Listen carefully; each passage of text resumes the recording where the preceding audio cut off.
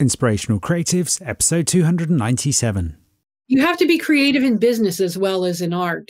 Once we found that perfect employee who could keep things running without me having to be there, then we were able to really grow. So I've been doing it 30 years and I'm still learning every day. Welcome to Inspirational Creatives. I'm your host, Rob Lawrence. Join me every Friday as I chat with successful artists, producers, and creative entrepreneurs who share powerful stories and strategies. They can help you to create the life that you want. Listen each week as these inspirational creatives show you how to take your creativity to the next level. You'll learn how to create a sustainable business that inspires others and gives you the financial freedom and lifestyle that you want. Thanks for listening. Make sure you sign up at inspirationalcreatives.com to get free exclusive bonus material. And now, on with the show. Rob here, and a very warm welcome to this special episode of Inspirational Creatives. The reason today's episode is special is because, for the first time in this podcast's history, one that's only a 6-year legacy so far, I won't be the host. For the past couple of years now, I've had 3 challenges around doing this podcast, a commitment, as you know if you're a regular listener, I feel very passionate about. If you're a podcast creator, you'll know that creating a podcast is a lot of work. But the return on that investment for me is not only what I've learned and been able to share with you, but it's also been community. The 3 challenges I've faced over the past couple of years with this podcast have been, firstly, how do I integrate creating a podcast into my work and family life, given that it's a lot of work to create? 2, how do I prioritise the time that's required to create this podcast in the context of all the other podcasts I produce? I always felt that serving my clients has been a top priority, yet I know this work and this podcast is also very important too. And the third and final kind of thing that's on my mind around all of this is, how can I stay in touch with what the listeners to this podcast, i.e. you, need? Something curious has happened for me this year, 2020, and it's been an extraordinary year, as we all know. Without any marketing or effort on my part, the interest in Inspirational Creatives and this podcast has grown. And it's grown, by my own measures, significantly. And I feel with that comes responsibility and a whole new set of ideas and challenges. So the question that's been developing or blossoming in my mind over this extraordinary year has been, what could Inspirational Creatives be if it was more than just a podcast? One of the amazing things that's happened for me this year is that my wife, Sandra, has created a private Facebook group to rally together people actively interested in the subject of living creatively. For those that know my wife, Sandra, she's a very creative person. And there's another small irony here that I'm not actually active on Facebook at the moment. Sandra is, and I'm coming around to the idea of coming back to Facebook, but I'm still trying to figure out how it fits into my life. And one of the many things that she started doing, which has really inspired me, is live interviews with people she's met that are also doing very creative, not only creative, but also very inspiring work too. So one of the things that's been going through my mind in recent months is, what's the right sort of content to be putting out on the podcast, and where is this going? And as I've been on that quest, I was listening to one of her recent interviews and I thought, this is it. This is another new branch on a young Inspirational Creatives tree. It's simply a case of me getting out of my own way in terms of being the host of this show, thinking about what you, the listener, needs, and offering this as a platform for people to share and shine. And what's kind of funny about this for me, almost ironic, is that in many ways I created this whole podcast and series for my wife and my now 2 young sons to support them in the best way I knew possible with their own creative endeavours and lives. And now it's a growing community. So what does this mean for you, the listener? Well, you lead me.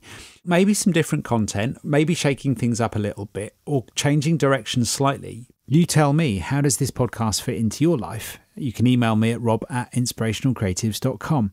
I'd love to know where you're stuck right now and what it is you're trying to achieve. Today, I want to treat you to something a bit different in some ways, but not so different in other ways. It's an interview which my wife, my gorgeous wife, Sandra, who has been a constant inspiration to me ever since we met. It's her interviewing 2 fascinating people.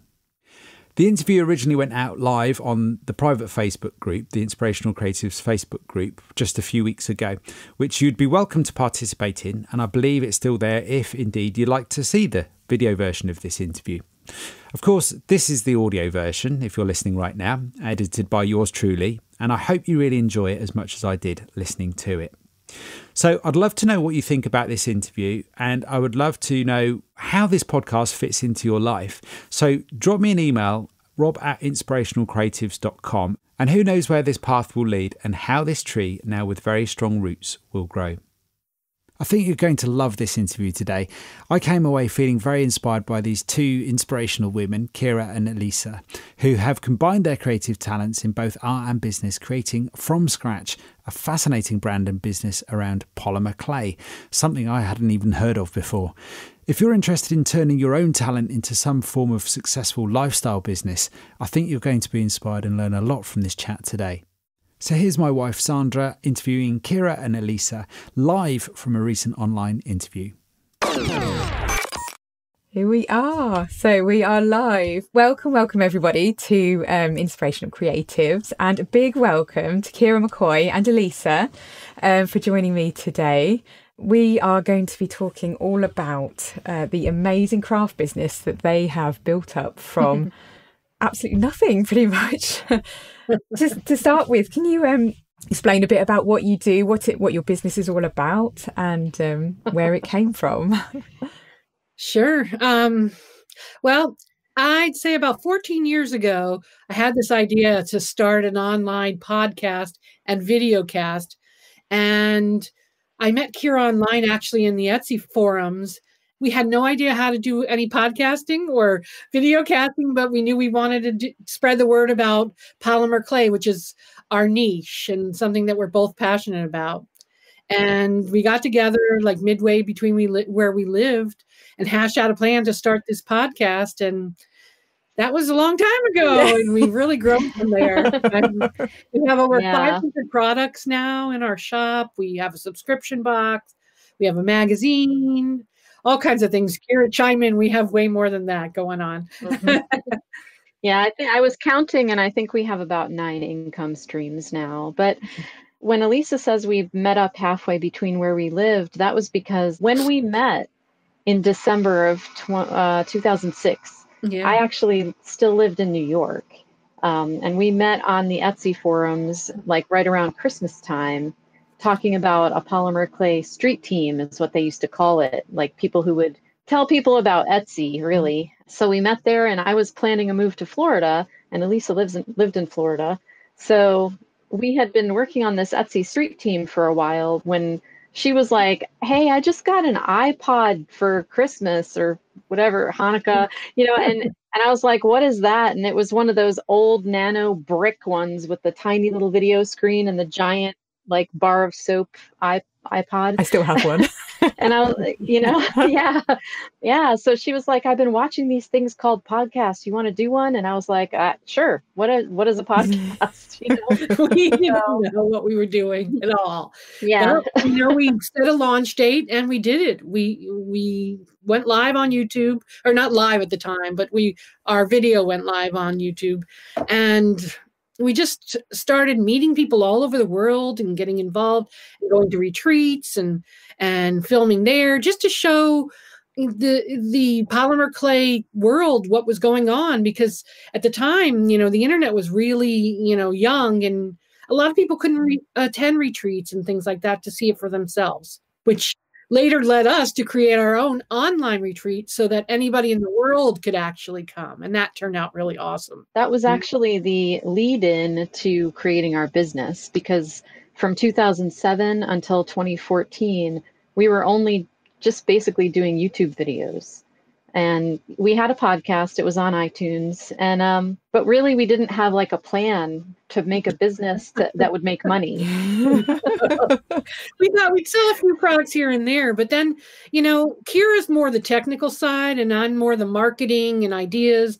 And we always tease about this, that I come up with the ideas and then Kira implements my ideas, because I come up with some weird ones and then she'll change them around, say this will work better or whatever. And that's how we basically work.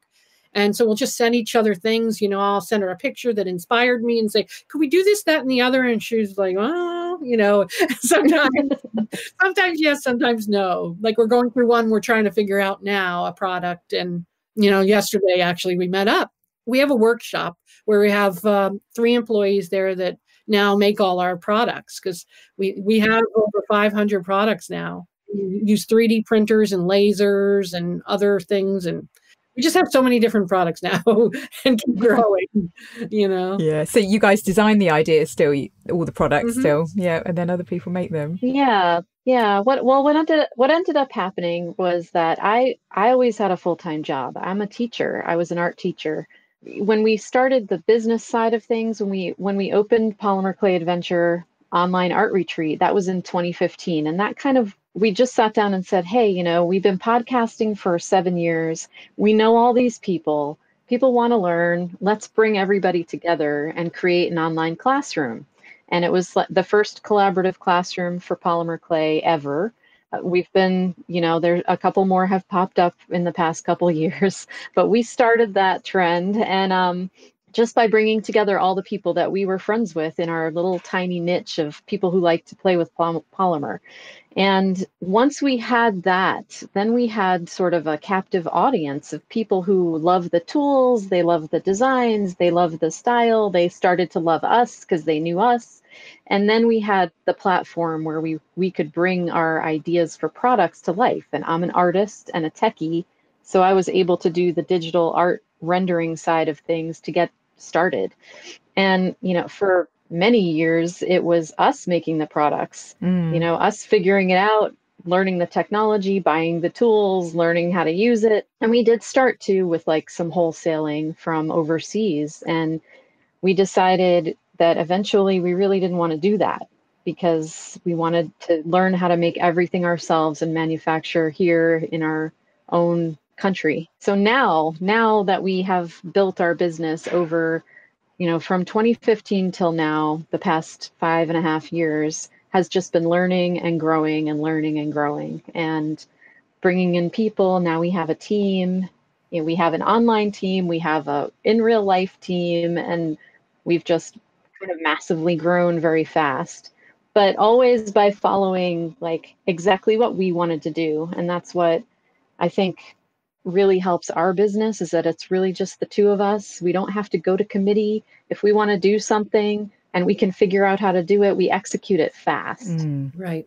We've always had a platform. That was something I just knew from the get-go, that I had to really build a platform. You know, I had been in the craft industry a lot longer than Kira. I had gone to like trade shows and been involved there. I had designed for different companies.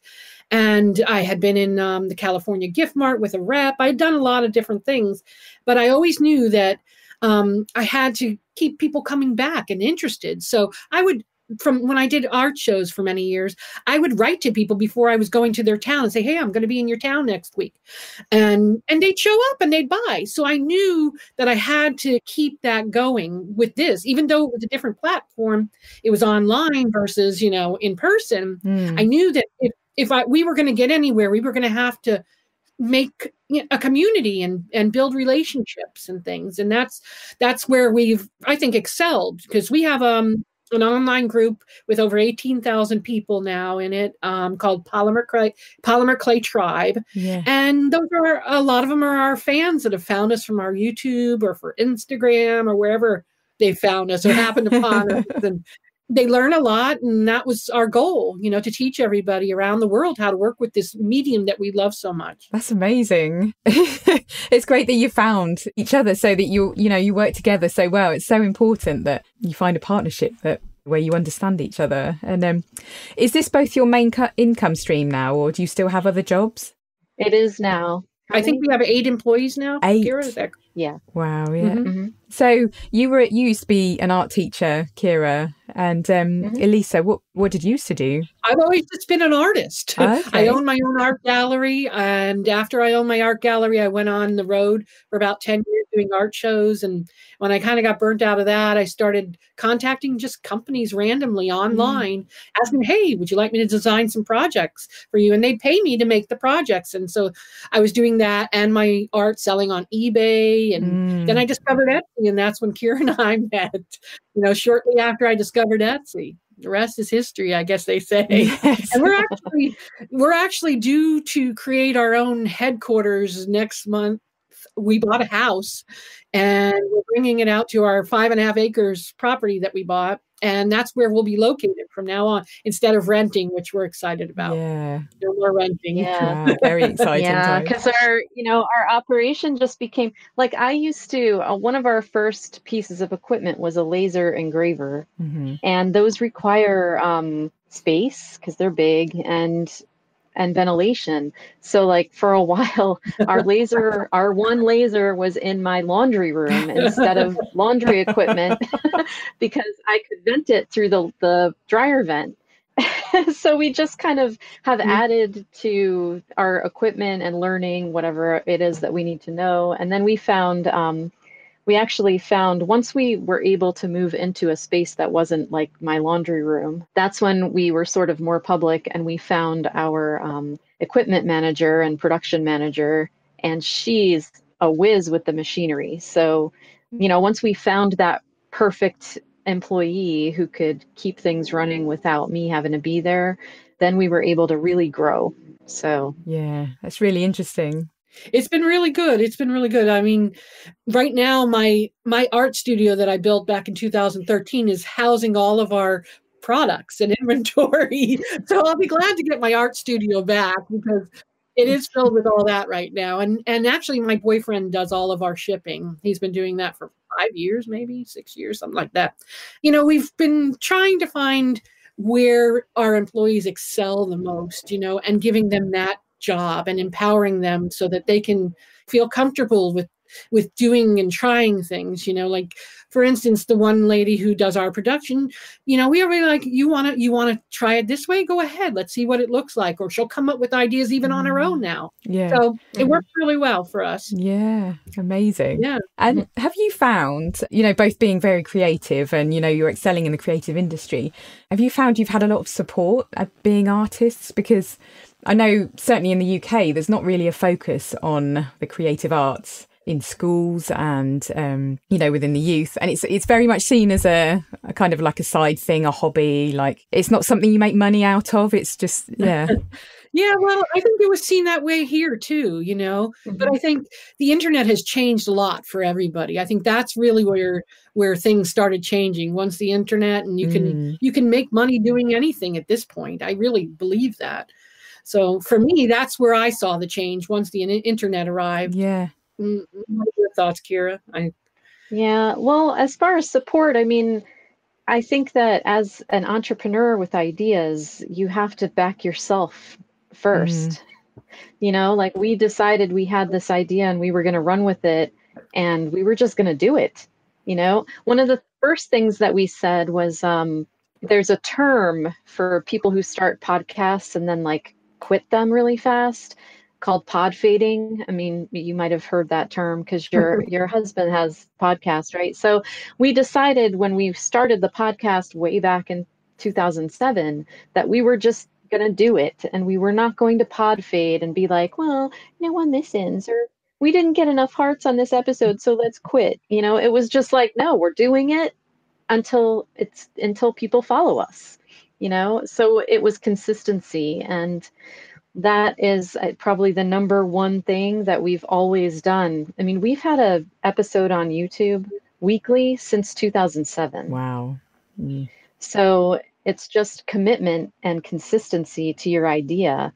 And I think that ultimately you have to support yourself, especially, yeah, sure, artists are, not sometimes seen as like, some people use the word flaky or whatever, but that's personality. That you don't have to be flaky or not know what you're doing. If you're creative, you can just decide you're going to do it.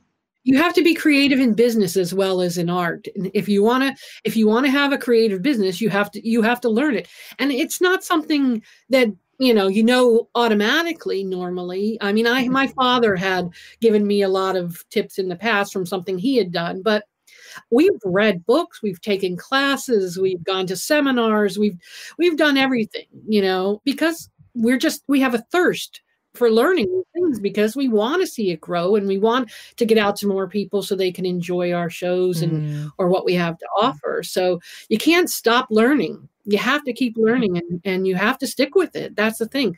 We see a lot of that, because we've done some business building with some of some of our design team and some people. And mostly fear is what holds everybody back. They're just afraid.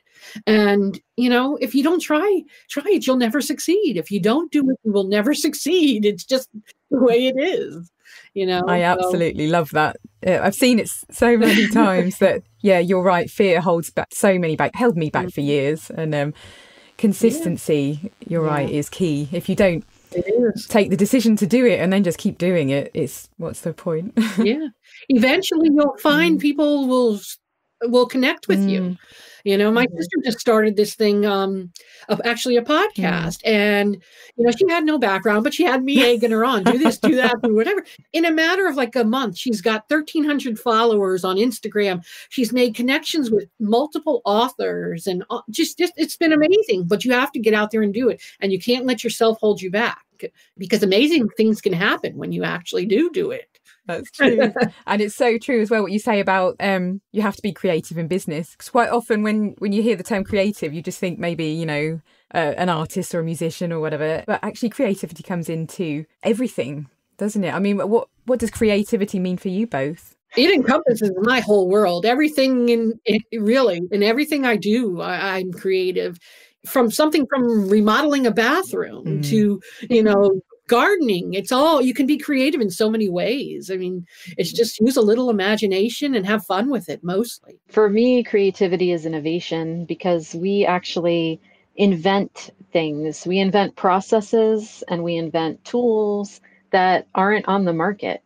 Like we decided we wanted to do silk screening, and I decided I didn't want to make them the conventional way. So I invented a way to make silk screens. And that's like our proprietary process. It's our top secret. We don't talk about how we do it, but we don't do it the way everybody else does it, because I don't want to.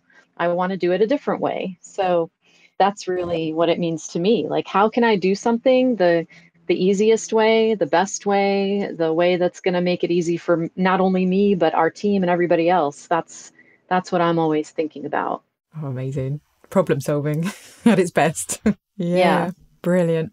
So 2020, the weirdest year so far, has it affected you guys at all, or has it blown your business up even more? It blew us up. Yeah. Unbelievable. We couldn't, really, we couldn't keep up with the demand. We couldn't. I mean, it's slowed down a little now. We've had a little slowdown, and I think they're all waiting for our Black Friday sales. That's why. But they know it's right now. They know we have one every year, so they're holding out for that, which I don't blame them.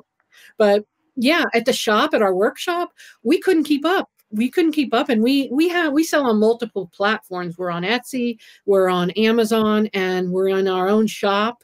And we, do things on Facebook or Instagram as well.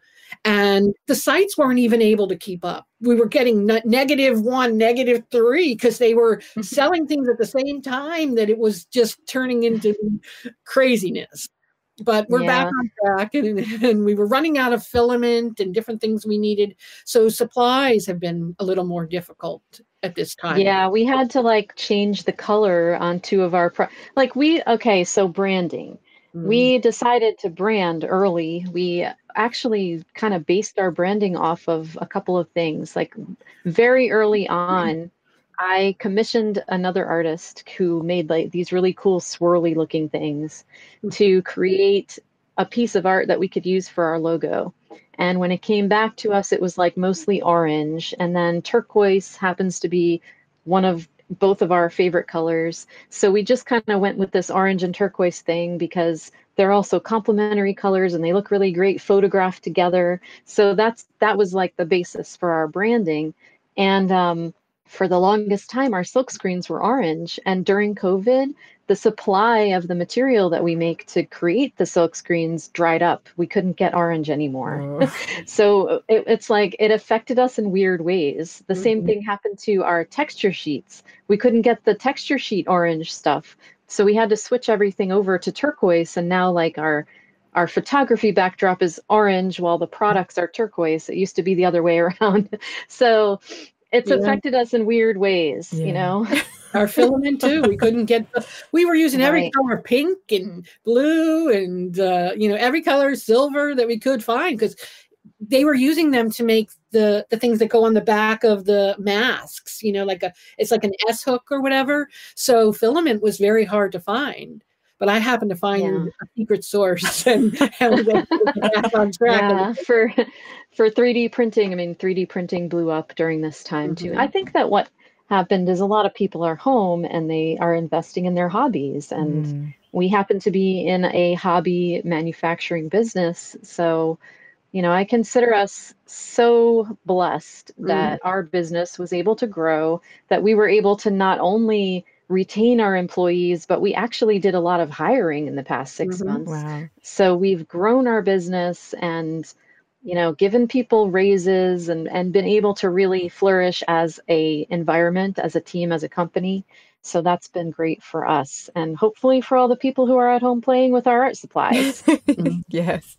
Yeah, definitely. Given some people a lot of fun at home, because I know a lot of people have, here we called it furloughed, but, out of work and not having much to do. So it's been so important, I think, to see people grow, because I've seen people go in like one or two ways, either, this is all awful, or this is a real opportunity to start something, or, get back into your hobby, or start a business, or start a podcast. My husband saw that.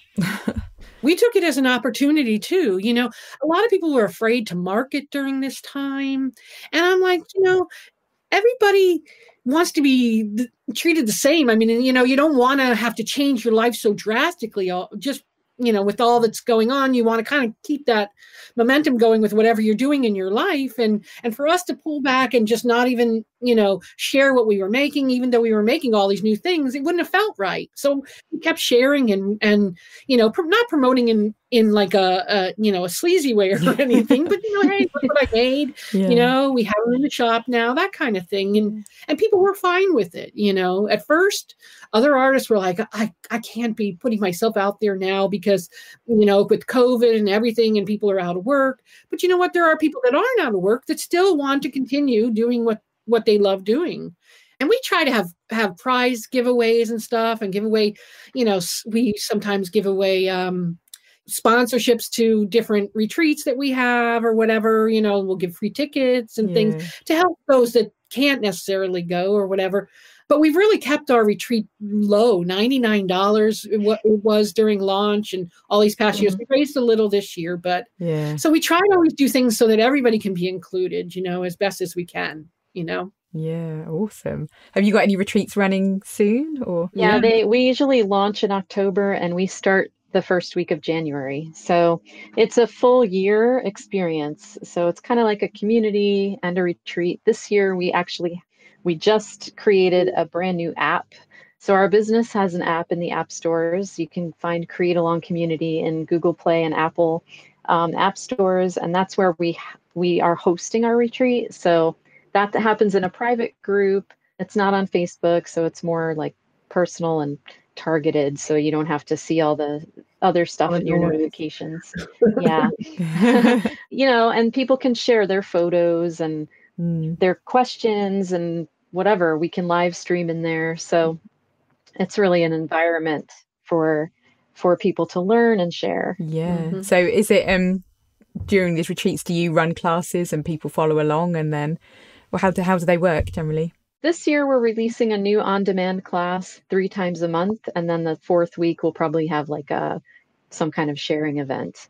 Over past years, we've changed it around to try to figure out like what's best. In a couple years in the past, we've just kind of dumped all the classes on demand on the first day, and we found that people get super overwhelmed trying to and then they feel like they're behind, which you're never really behind when you're taking art classes, right? But so this year we're going to just move through the year taking a new class each week for the first 8 months. And then at the end of the year, we're going to do swaps and stuff, because we like to swap things. Like our favorite thing right now is polymer trading coins, which is like a 2.5-inch circle. And you can just create a little thing on there and send them. And we send them all over the world. It's managed. So everybody sends 3 and gets 3 back from all over the place. So that's a fun thing that we like to do. Oh, brilliant. And has it always been polymer clay for you both, or are you kind of mixed media? Always been mixed media, I think, for both of us. But polymer clay I discovered in 1989, and I haven't looked back. But we incorporate all kinds of mixed media. Like I'll use a crackle medium that's made for actually working with paper. We use pan pastels, which are made for the painting community. So we can use all kinds of products with polymer clay. That's what I love about it. We're always learning, even us who've been I've been doing it 30 years and I'm still learning every day. We'll pick up a new medium and it does things that you would have never expected. So I mean, it's exciting to learn it and see where you can push that clay because, you know, really, when you look at it, it's just a lump of clay. It's really what you do with it and how your imagination can bring something to fruition with it. And there is a lot of mediums that work with polymer clay because it's basically a plastic clay. That's what it is. So we're always incorporating new things. So mixed media, definitely, but polymer clay is just our love, you know. For me, you know, that's my thing. Yeah, I mean, I went to school to be an art teacher, so I dabbled in so many things and I love so many things. But really, when I was in college, when I was like 5, I saw a pottery wheel for the first time. And I knew in that moment that was what I was going to be good at, right? Because I was always into the tactile stuff. So when I went to school, I was a potter. And then when I left school and realized that being a potter means heavy equipment, you know, heavy, expensive equipment, kilns, wheels, making a mess. And I moved a lot. I've moved all over the country. I've had a very wanderlust kind of life, and it's not conducive to carrying around a pottery wheel and a kiln. So I discovered polymer clay like at the end of college when I was getting ready to go out on my own. And that's when I really fell in love with it because you can make it in your home oven. So I used polymer as a tool to make whatever I wanted to make. And then like around 2004, I discovered it as a jewelry medium, and I love to make jewelry. So that's when I really got into it and started learning new things. And when I met Ilysa on Etsy, I was actually making these little tiny leaves, and I would make bracelets out of them. And that was like my hot seller. So that was what I was into at the time. But I mean, I do all kinds of things now. Like my earrings are polymer and resin. So I like to play with the resin too. And because I like to make jewelry, I like to design the tools to make the jewelry I want to make. So I designed the mold to make the ring, to make the resin part, you know, so it's kind of like our tools are all designed by the same artists who use them, us. So that's why people love them, because they're really designed by the people using them. Yeah. And we know they work, you know? Yeah. Exactly. There's so many times we bought products and they didn't work right, you know? I mean, it's happened. You know, you spend a lot of money on craft supplies if you're a crafter or artist. You definitely do. Trying all kinds of new things until you find something that really clicks. Yeah. So we do that, you know, and companies send us different products. We also have a subscription box that we put out every single month. So we're always looking to source different products like paints and mediums and things like that. So we're always trying new stuff for that too. But we try it before it goes in a box so we know it works. And then they don't have to go out and spend all this money trying the things because, you know, we've already done that for them. People love getting the box every month. We even send them to the UK. We have subscribers in the UK, all over the world, actually. Yeah, amazing. Yeah. So is it just like one project per box per month?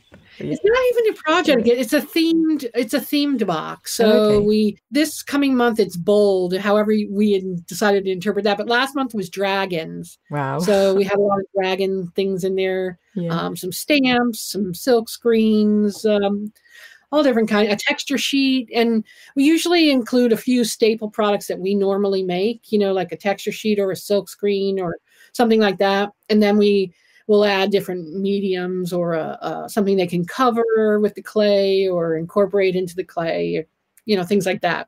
Amazing. That sounds like so much fun. Your earrings are beautiful, by the way, Kira. Oh, thank you. And it's just amazing that you can, you find you want to create something and then you don't have the thing to create it. So you create the thing to create. I just think that's brilliant. Yeah. And we also have a monthly magazine too. So we Kira and I are like the centerfold girls.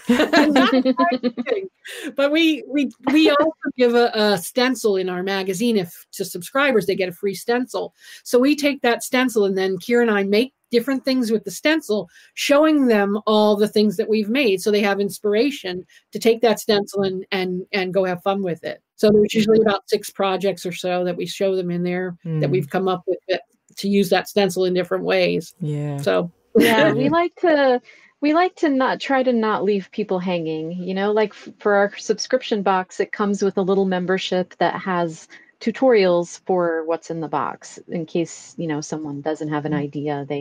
There's usually 2 or 3 projects that come along to them so that they, you know, they can play with something. Yeah.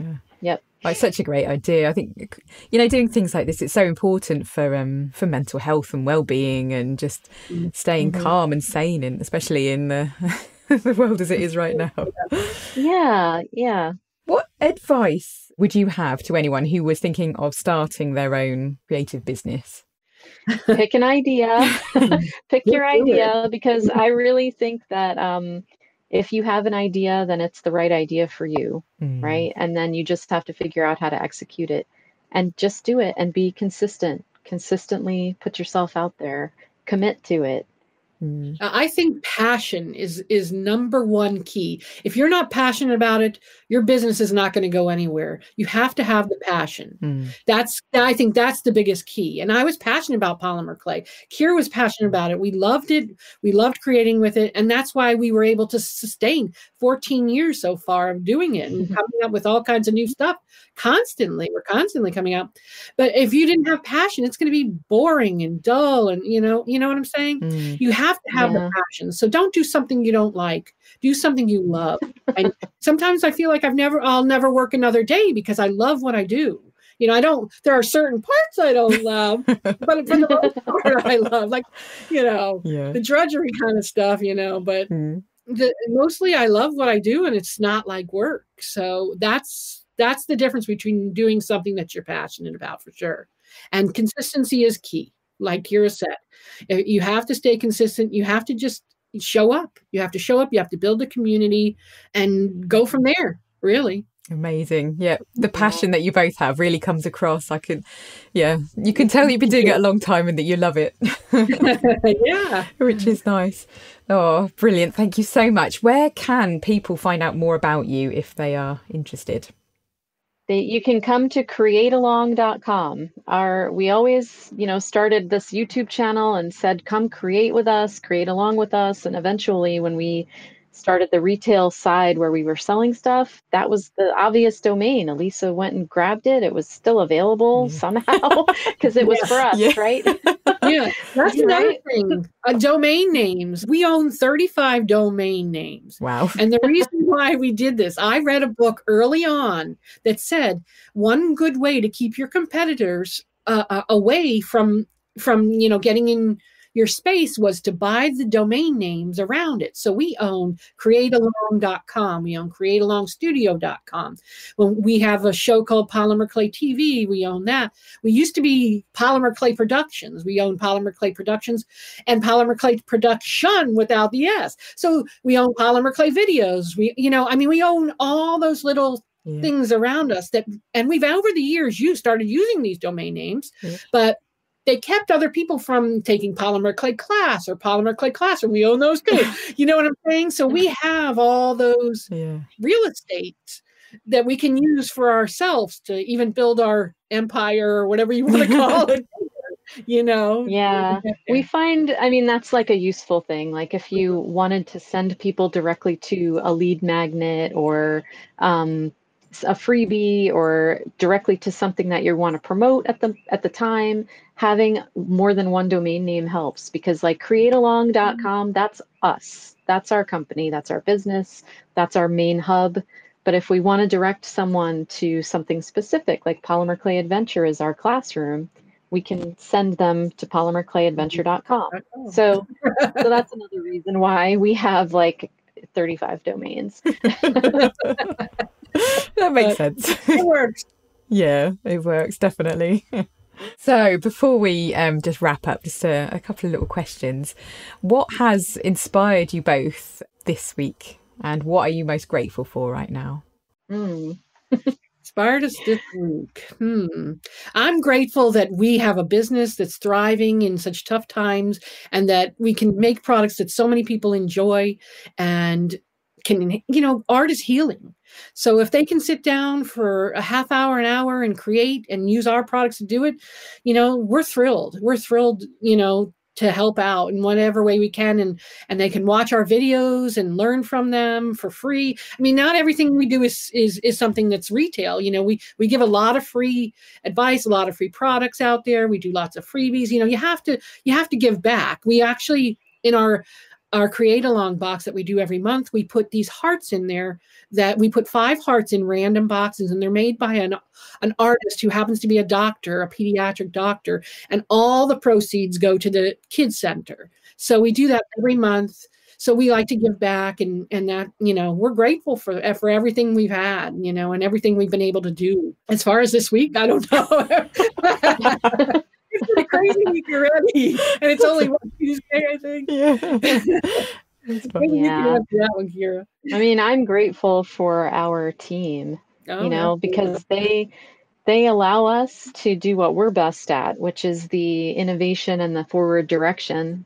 And while they are manning the work that needs to be done to be able to get all this stuff out into the world. So, we have three girls who work with us online to help us with all the massive amount of social stuff and newsletters and just creating things that we're going to use for content. And then we have the 3 ladies at the shop who create the actual physical manifestations of all the stuff that we're trying to make, and Kylie, who's doing all of our packing and shipping. I'm grateful that all those people work with us and love us and want to be part of this. Mm-hmm. And we like to reward them too. You have to be good to your employees. That's key, or because if you're good to them, they'll be good to you. It comes back around. Yeah, definitely. Yeah, we had a nice holiday lunch yesterday. We took the shop ladies out. So, because I don't get to the shop that often. I live 2 hours away from it. So Ilysa kind of mans that part of the operation, and I live in Jacksonville. So I come down about once a month, and I got to meet our newest shop lady yesterday, who Ilysa hired a couple weeks ago. So that was awesome. Yeah. One of the ladies that work in her shop is a friend of mine for 40 plus years. So she's a really good one. She knows me, she's just, the whole team has been phenomenal. So we're lucky and grateful for that, for sure. Yeah. Amazing. Well, it sounds like you've got the best kind of business set up there right now. Well, thank you very much for joining us today. Thank you for having us. For having us. You are very welcome. Well, I hope you enjoyed listening to this episode as much as I did listening to it and producing it. I love the fact that Kira and Ilysa have created and grown a successful business around their own creative talents and lifestyle, inspiring people across the globe, both online and through the post. I think they've got a fabulous story, so don't forget to go and check them out at createalong.com. I'll be sharing more of Kira and Ilysa's wisdom with you very soon, so keep tuned. Remember, you can subscribe on whatever platform you prefer to listen to podcasts on. Tell your friends, the ones that will be interested in Kira and Ilysa's story too. Thank you so much to my wife Sandra, an inspirational first-time interviewer. It takes a lot of courage to do one of these interviews, and live too. So Sandra, Kira and Ilysa, thank you so much for your time, talents and wisdom, and your story, and the opportunity to share this brilliant interview. I'll chat to you soon. Thanks for listening. Nothing beats the stories and advice of an expert to help you raise your creative game. I would love to know what you thought about today's episode, so don't forget to subscribe in iTunes, where you can rate and review the show. If you like this episode, I invite you to share it on Facebook or Twitter with the one person you know who will benefit from the wisdom shared here today. You can find the show notes on inspirationalcreatives.com/podcast. If you have a burning question or a great idea for a guest, head on over to inspirationalcreatives.com/contact, where you can connect with me there.